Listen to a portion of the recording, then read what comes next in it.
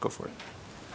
Well, I'd like to congratulate you guys all on getting through the last few chapters of Genesis in just 4 short weeks, the whole story of Joseph. This is our last sermon. I'll be talking to you guys about Genesis chapter 50. I ran through my sermon this morning and it was 25 minutes long, so we're going to cut it a little short and you guys can get out of here on time, I promise. So if you guys don't know anything about me, I just got married this last summer in August. It was very exciting. And one thing you should know about me and my husband is that we love hiking. We love being outdoors and being in nature and just seeing what God has created. And up until a few weeks ago, we just like to go day hiking, just short little hikes. We have our small backpacks on, we got our camelbacks, we think we're really cool. But after we got married, we decided to take our hiking to the next level and go backpacking overnight. So after the wedding and the honeymoon, we decided to go on this backpacking trip, and my husband had a fabulous time. He loved it. He got to chop down wood and make fires, and he thought it was great. And I have to confess that I hated it. It was awful. Not because I had to sleep on the ground in the freezing cold with the fear of being eaten by a bear all night, which, okay, maybe I hated that too. But mainly I hated it because of this stupid backpack. I'm going to show you guys. It's so big and so heavy and so bulky that I feel like I can't even stand up straight when I have it all the way strapped on. And when I'm hiking with it, I'm stuck staring at my feet. I can't even stand up straight. I can't see everything that God has created all around me. I'm stuck hiking for miles in the dust, in the hot, with this stinking backpack on, but a mile into the hike I'm convinced I don't even need half the stuff in it. It was very frustrating to be so burdened down by some weight that you really don't need, and because of this backpack I couldn't fully experience everything God was doing around me. I couldn't look around and see the trees and the sky and the birds and the animals because I was stuck staring at my shoes. So if we have learned anything through, I'm going to put this down because it's ridiculous and I still hate it. If we have learned anything through Joseph's story, it is that God is active, God is living, He is working all around us. We're going to come back to this and it's going to make sense, I promise. So God is at work through Joseph, He's at work through Jacob, He's at work through all of the patriarchs, really. And through the story of Joseph, we've seen how God has been acting. You know, we can look at Jacob's life and see what God was doing through Jacob, and the promise that He gave to Jacob, and the 12 sons that Jacob had that formed the 12 tribes of Israel, that formed the nation of Israel. God had a plan and God was working. And obviously we've been going through Joseph for so long, we know what God has been up to with Joseph. You know, He took him out of jail, He made him prosper, He made him successful, He made him the second most powerful person in all of Egypt. You know, without God, Joseph couldn't have done anything that happened to him. But because God was working through him, Joseph was successful. So let's dive into chapter 50 if you want to turn in your Bibles with me. We just learned that Jacob has just died. Thank you, Michelle, for bringing that, his last words to us. So chapter 50 opens with Joseph's reaction to what happened to Jacob. So chapter 50, verse 1 through 3 says, Joseph threw himself on his father, wept over him, and kissed him. Then Joseph directed the physicians in his service to embalm his father Israel. So the physicians embalmed him, taking a full 40 days, for that was the time that was required for the embalming. And the Egyptians mourned for him for 70 days. Joseph and Jacob had a very unique relationship. Joseph was always the favorite of Jacob. You know, Joseph and Jacob were very close, and so it was devastating to both of them to be separated for such a long time. And now we see that Jacob and Joseph have finally been reunited in Egypt, and then it's not too long until Jacob dies. And I can bet that Joseph wished that he'd had more time with his father. So he's devastated when he dies. We see that he throws himself on his father. He's weeping, he's crying, he's kissing his father. And then he directs the physicians in his service to embalm his father. Now, if we look at what it says the Egyptians mourned for him for 70 days. You know, many commentators say that the normal time for somebody to be mourned for in that culture was 30 days. But to be mourned for 70 days, that was reserved just for the kings, just for the pharaohs. So the fact that the whole country of Egypt mourned for Jacob for 70 days just goes to show the authority and power that Joseph had. You know, just because the fact that Jacob was Joseph's father, the whole country went into mourning as they would for a king because of this passing of Jacob. So after this mourning period was over, Joseph sent a request to Pharaoh. You know, before Jacob had died, he had given Joseph this kind of final request. And we read in 4 through 6. When the days of mourning had passed, Joseph said to Pharaoh's court, if I have found favor in your eyes, speak to Pharaoh for me. Tell him my father made me swear an oath and said, I am about to die. Bury me in the tomb I dug for myself in the land of Canaan. Now let me go up and bury my father, then I will return. Pharaoh said, go up and bury your father as he made you swear to do.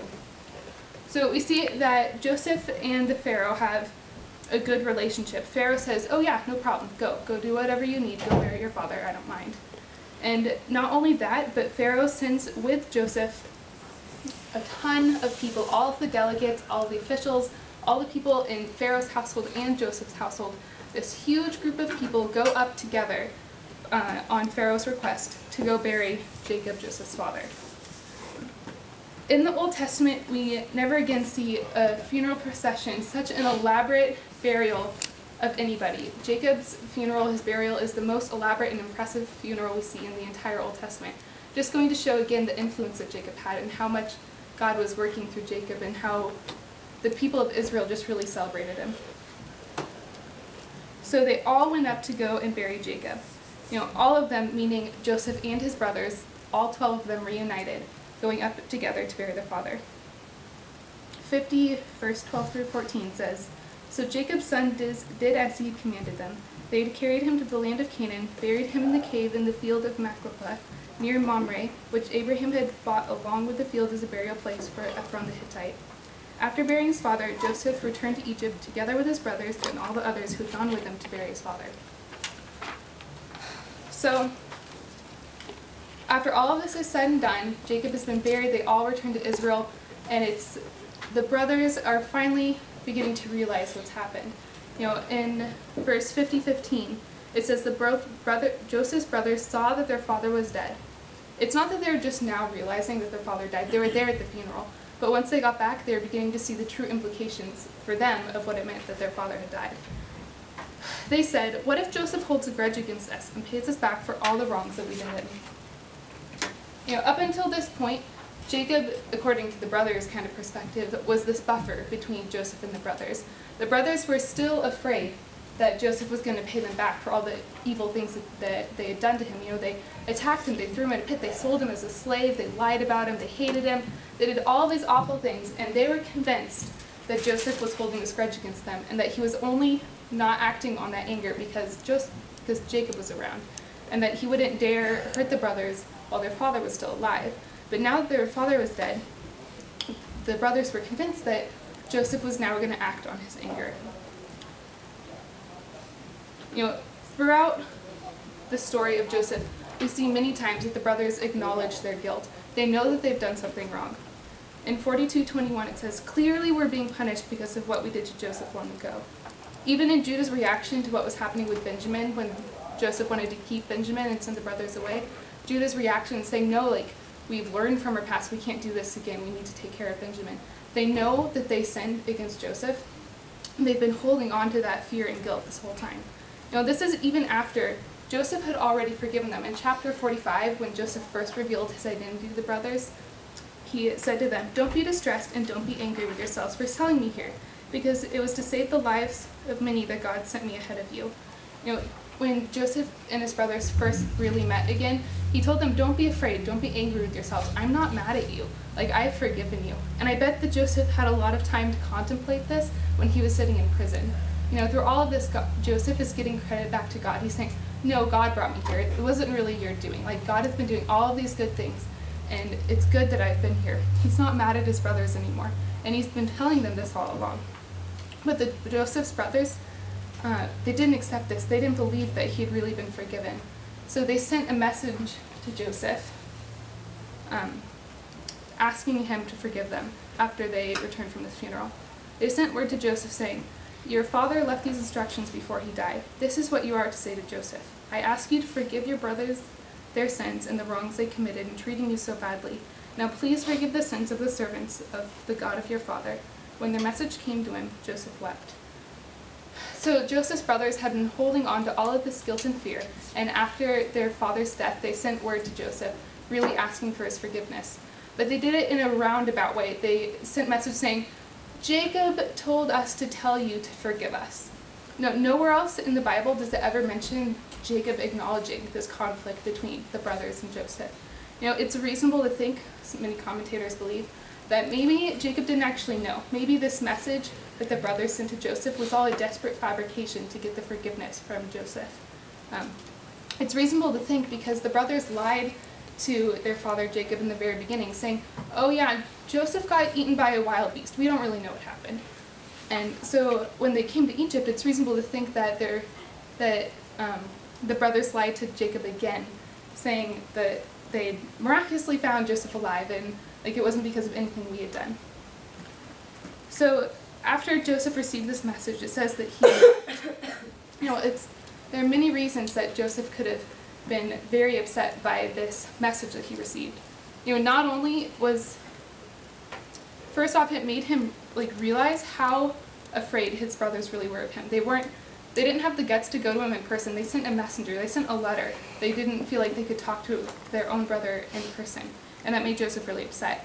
It also could have been that, Joseph received this message that he thought was from his father, who he was still mourning for. He was still very upset that his father had died, and now he received this message that he didn't know he had said, and he's just feeling very overwhelmed. It also could have brought up all of the old pain and the old hurt that had happened in the past that he thought he'd moved on from, but now it's all right back in his face and he has to deal with it. He's overwhelmed, he breaks down and he weeps.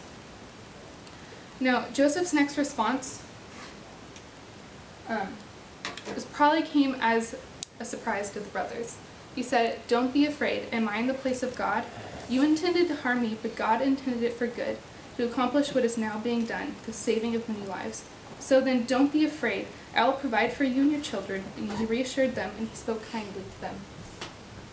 Joseph's brothers had hung on to their guilt and their fear and their shame, and now Joseph is telling them again to their faces that I have forgiven you. It's okay. God had this plan all along. God has been at work, and this bad thing that you've done, God has turned it around for good. Joseph continually through all of this is giving credit back to God. He's acknowledging that God is at work in his life. God is at work all around them, in the good things and the bad. One thing to notice in this that we can learn from is that Joseph said, you intended to harm me. Joseph does not ignore the fact that the brothers had sinned against him. He does not ignore the hurt and all the bad things that had happened to them. He acknowledges them. He tells them, you intended to hurt me. You hurt me. You did something wrong. But then he goes and he says, but God intended it for good.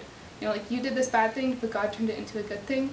And we can take from that, learning that when we're working on forgiveness of other people, we don't need to pretend that the bad thing never happened. We don't need to ignore that somebody hurt us. We can acknowledge it and then turn to God to see what God is wanting to work through it. Now, all of this is really great and it's really influential, but we have to remember that Joseph had already told the brothers all of this in chapter 45. He already told them, don't be afraid. He already told them God has been at work through all of it.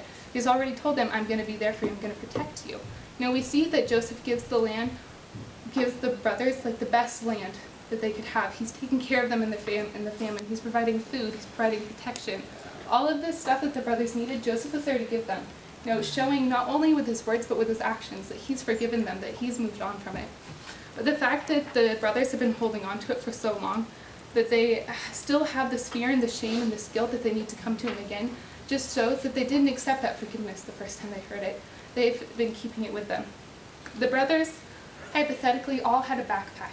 They'd taken their backpack, they'd filled it full of shame and guilt and fear and worry. They'd taken their backpack, they'd strapped it on tight, and now they were burdened with it. They were suffering under this heavy load of fear and shame and guilt for what they had done, and they hadn't been willing to take that backpack off and forgive themselves. Even though God and Joseph had already forgiven them.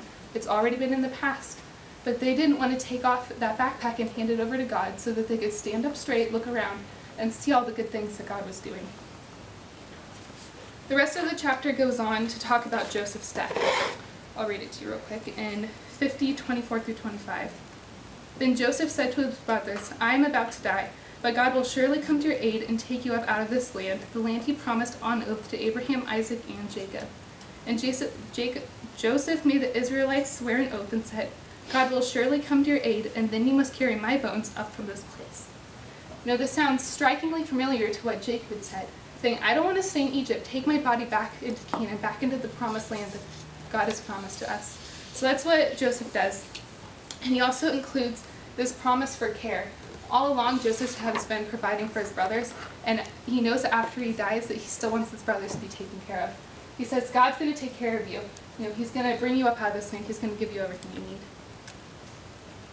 So that's the conclusion of our entire story of Joseph in Genesis. But there's so much that we can learn from this. There's so much that we can gain from this. In this story in particular, just in Genesis 50, we learn how shame and guilt and fear can burden someone down and keep them from standing up straight, looking around, being able to see what God is doing. And so my question for you today is, what's in your backpack? What are you carrying around that's burdening you? Are you carrying around shame and guilt for what you've done in the past that God has already forgiven you for, but you're still holding on to? That's keeping you from standing up and being able to realize the good things that God has done for you, the good things that God is working in you. Are you hanging on to fear and worry for the future that you can't even control, that's keeping you from enjoying right now today, keeping you from having the relationship that you could have with God? Are you holding on to anger and bitterness that's keeping you from having healthy relationships? There's so many things that we can put in our backpacks. We strap them on tight and we refuse to hand them over to God, and it keeps us from fully experiencing what God has for us. Just how this stupid backpack keeps me from standing up straight and fully enjoying God's creation when I'm hiking, your backpack can keep you from being able to fully experience what God has for you, just as it did for Joseph's brothers. So I want to leave you with one last verse that we find in Matthew 28. It's Jesus speaking to us. He says, "Come to me, all who are weary and burdened, and I will give you rest. Take my yoke upon you and learn from me, for I am gentle and humble in heart, and you will find rest for your souls, for my yoke is easy and my burden is light." Thanks.